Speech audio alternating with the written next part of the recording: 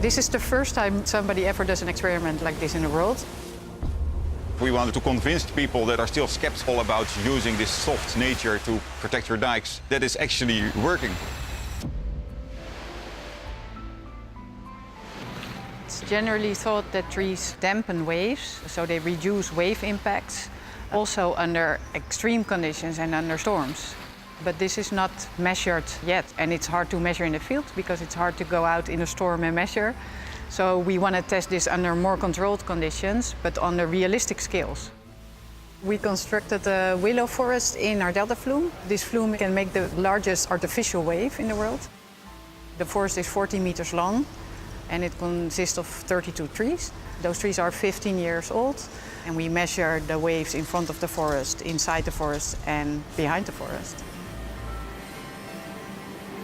I also think that with climate change, sea level rise, growing population in delta areas, we will have to make choices. We will not be able to put hard protection structures everywhere because of the costs, because of the high maintenance effort.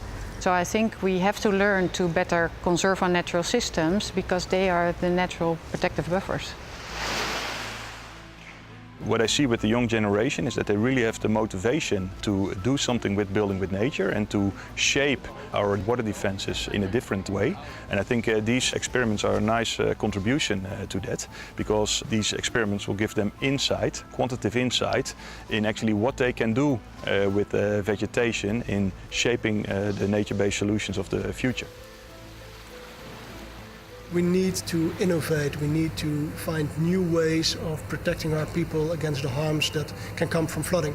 And this is one of the edges of science in which we are very interested, because it may enlarge our toolkit to keep our citizens safe.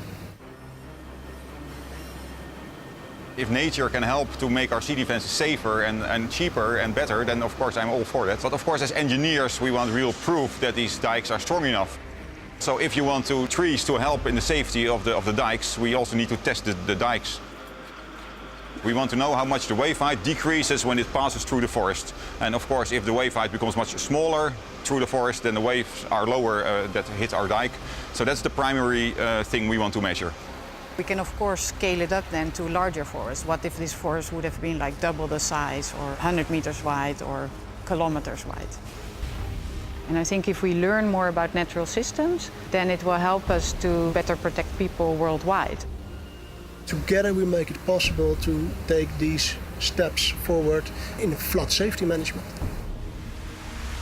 This dataset is critical to convince other regulators, responsible governments in the world that indeed vegetation can contribute to the safety against flooding. The safety against flooding in rivers, estuaries, coastlines, everywhere around the world.